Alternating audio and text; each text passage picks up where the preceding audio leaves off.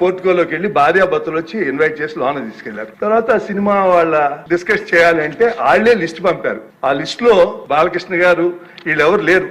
ఆయనకి కలుస్తూ ఇష్టం లేదు. ఆయన ఎవరిని కలవకుండా రాజకీయాల్లో సంబంధం లేకుండా డిగ్నిఫైడ్ వేరేగా ఉన్న ప్రభాస్ గారిని, అలాగే మహేష్ బాబుని, రాజమౌళి గారిని రమ్మన్నారు. చిరంజీవి గారు వాళ్ళందరినీ రమ్మన్నారు. తనకు జరిగినట్టే ట్రీట్మెంట్ అని వాళ్ళు రామన్నారు. రావంటే కూడా బతిమాలి ఆయనకున్న మొహాటంతో వస్తే ఫస్ట్ షాక్ గేట్ దగ్గర కారు ఆపేశారు. అందరూ దిగి నమ్మన్నారు. అదేంటి అనుకుని వెళ్ళారు. లోన సెకండ్ షాక్ ఇంత పెద్దాన్ని పిలిచి ముందు పోసాని మురళీకృష్ణ ఎట్టంటే అని కూర్చోబెట్టి అనుకున్నారు. మూడో షాక్ సీఎం గారు మిమ్మల్ని కలవట్లేదు, సినిమాటోగ్రఫీ మంత్రి వచ్చి మీకు చెప్తారన్నారు. అప్పుడు చిరంజీవి గారు కొంచెం గట్టిగానే ఏంటి మీరు పిలిస్తే మేము వీళ్ళందరినీ తీసుకొస్తే ఆయన రానంటారంటే వచ్చారు. వస్తే ఆయన మంచిగా పెద్దగా ఆయన ఒక రిక్వెస్ట్ చేస్తే, ఒక నిమిషం మీరు తండ్రి లాంటి వాళ్ళు సినిమా ఇండస్ట్రీని జాగ్రత్తగా చూసుకోవాలి, అది బయటికి రిలీజ్ చేసి ఎంత అవమానం చేశారు. ఇంతకన్నా సాడిస్ట్ మెంటాలిటీకి ఇంకేం ఎగ్జాంపుల్ కావాలి? వాళ్ళని అవమానం చేయాలా?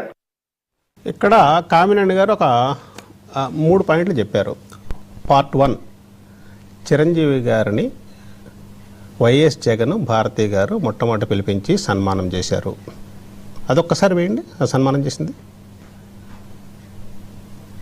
చిరంజీవి గారు వెళ్ళింది, సన్మానం చేసింది. ఇక్కడ మనం చూస్తున్నాం చిరంజీవి గారు సురేఖ గారు వెళ్ళారు. తర్వాత జగన్మోహన్ రెడ్డి గారు భారతి గారు చిరంజీవి గారికి సన్మానం చేస్తున్నారు. తర్వాత అక్కడ భోజనం చేయడం కూడా జరిగింది. భోజనం చేయడం జరిగినప్పుడు చిరంజీవి గారు చెప్పిన దాని ప్రకారం చిరంజీవి గారు ఏమన్నారంటే, నేను సినీ పరిశ్రమ తరపున అక్కడికి వెళ్ళడం జరిగింది. ఈ టికెట్ల పెంపుదల మీద సినీ పరిశ్రమకి దీనికి కొంత గ్యాప్ వచ్చింది, ఇండస్ట్రీకిను గవర్నమెంట్ కొంత గ్యాప్ వచ్చింది. ఆ గ్యాప్ను పూర్తి చేయడం కోసం నన్ను సినీ పెద్దలు వెళ్ళమంటే అక్కడికి వెళ్ళడం జరిగింది అన్నారు. పర్ఫెక్ట్. చిరంజీవి గారు వెళ్ళారు, చిరంజీవి గారిని భార్యాభర్తలు ఆహ్వానించారు. సురేఖ గారు చిరంజీవి గారు వెళ్ళారు, వాళ్ళు ఆహ్వానించారు, వాళ్ళకి మంచి సన్మానం జరిగింది, భోజనం పెట్టడం జరిగింది. తర్వాత సినీ పరిశ్రమ నుంచి ఎవరు రావాలి ఏంటి అనే దాని మీద నెక్స్ట్ కామినేని గారు బయట కంటిన్యూ చేయండి. కామినేని గారు బయట అసెంబ్లీలో కామినేని గారు బయట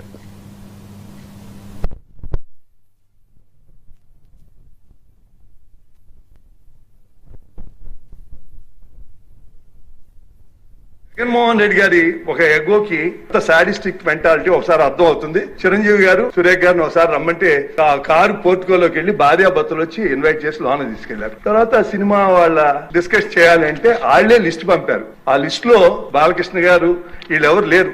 ఆయనకి కలుస్తూ ఇష్టం లేదు. ఆయన ఎవరిని కలవకుండా రాజకీయాల్లో సంబంధం లేకుండా డిగ్నిఫైడ్ వేరేగా ఉన్న ప్రభాస్ గారిని, అలాగే మహేష్ బాబుని, రాజమౌళి గారిని రమ్మన్నారు.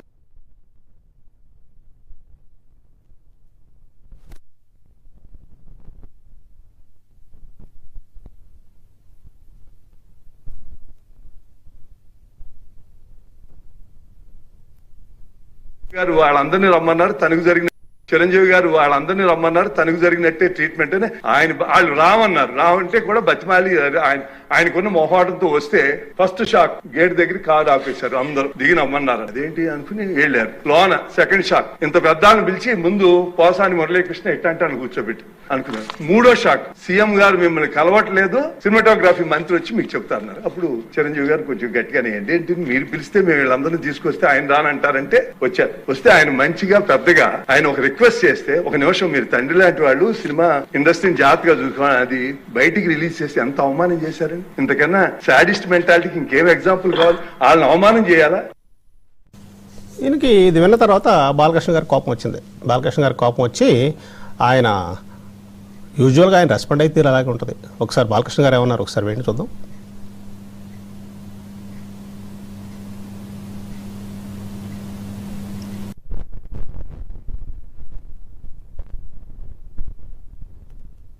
అప్పుడు అందరూ ఇండస్ట్రీ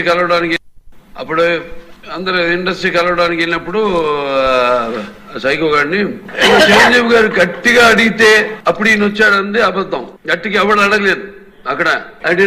మిగతా ఓకే, అవమానించడం ఆయన ఓకే, ఏదో ఆయన పెద్ద గట్టిగా చెప్తే ఆయన దిగి వచ్చాడంట కలవడానికి, లేకపోతే సినిమాటోగ్రఫీ మినిస్టర్ కలవమన్నాడంట. మనం కూడా నాకు ఇన్విటేషన్ వచ్చింది ఇక్కడ ఫిల్మ్ డెవలప్మెంట్ ఒక లిస్ట్ తయారు చేయమని. నాది 9వ పేరు వేశారు. అది ఎవరో ఈయన నేను అడిగాను కూడా, దుర్గేష్ గారిని కూడా అడిగాను, సినిమాటోగ్రఫీ మంత్రి పేరు కూడా అడిగాను, ఎవడో అడిగేసిందని. Respect human being even position our 9వ పేరు వేశారు. ఎవడు అడిగాడు గట్టిగా?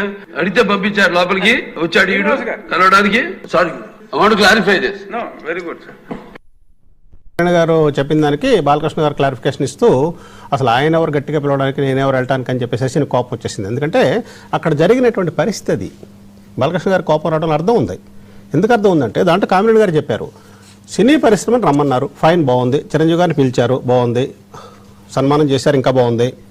కానీ ఒక లిస్ట్ ఇచ్చారు, ప్రభాస్ రావాలి, రాజమౌళి రావాలి, నాగార్జున రావాలి అని వాళ్ళకి లిస్ట్ ఇచ్చారు. లిస్ట్ ఇచ్చి వీళ్ళందరూ రమ్మన్నారు. వీళ్ళందరూ రమ్మనమని చూడండి గేట్ దగ్గర ఆపారు. ఒకసారి అది ప్లే చేయండి. గేట్ దగ్గర ఆపారు. గేట్ దగ్గర ఆపి నడుచుకుంటూ రమ్మన్నారు. ఆ గేట్ దగ్గర ఆపారు. అప్పుడు కోవిడ్ నడుస్తుంది కాబట్టి కోవిడ్ టెస్టులన్నీ చేసిన తర్వాత అక్కడి నుంచి మొట్టమొదట కార్ పోర్టుకో దగ్గర నుంచి నడిపించుకుంటూ రావటం. అప్పుడు ఇండస్ట్రీలో ఇది ఒక పెద్ద వివాదాంశం అయింది. అంటే ఇంతమంది ప్రముఖులని అప్పటి ప్రభుత్వం ఎలా ట్రీట్ చేసింది, ఇండస్ట్రీని ట్రీట్ చేసే విధానం ఇది కాదు కదా, ఈ విధంగా నడిపించి అక్కడి దాకా తీసుకెళ్ళటం ఏంటి అనే దగ్గర అదొక వివాదాంశమైంది.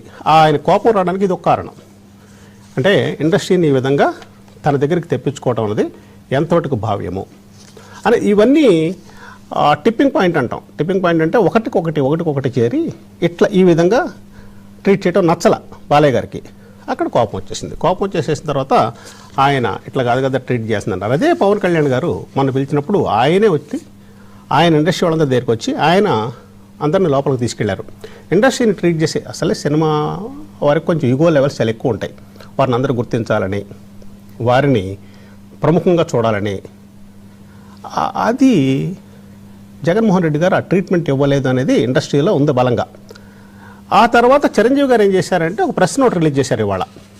ఈ ఉదంతం మొత్తం మీద ఒక ప్రెస్ నోట్ రిలీజ్ చేసి చిరంజీవి గారు ఏమన్నారు, ఒకసారి ప్రెస్ నోట్, చిరంజీవి గారు రిలీజ్ చేసిన ప్రెస్ నోట్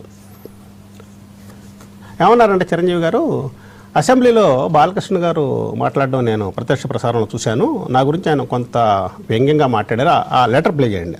వ్యంగ్యంగా మాట్లాడారు. తర్వాత దీని మీద నేను వివరణ ఇవ్వదలిచాను.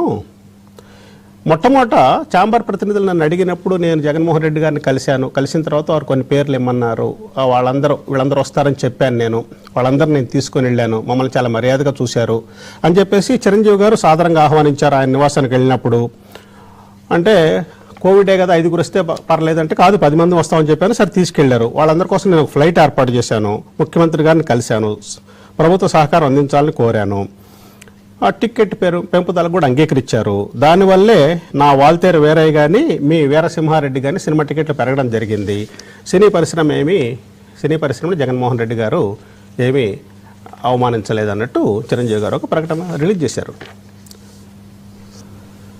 అంటే కాంట్రవర్సీ అంటే ఏంటంటే బాలయ్య గారు ఒక మాట చెప్పారు, చిరంజీవి గారు ఇంకో మాట చెప్పారు. సరే, దీని మీద అసలు స్పష్టత ఇవ్వడానికి మన దగ్గర నట్టికుమార్ గారు వచ్చారా? నట్టికుమార్ గారు ఇప్పుడు దాని మీద అసలు నట్టికుమార్ గారు నమస్కారం. నమస్తే అండి. నట్టికుమార్ గారు అసలు ఏం జరిగింది, ఈ కాంట్రవర్సీ ఏంటి?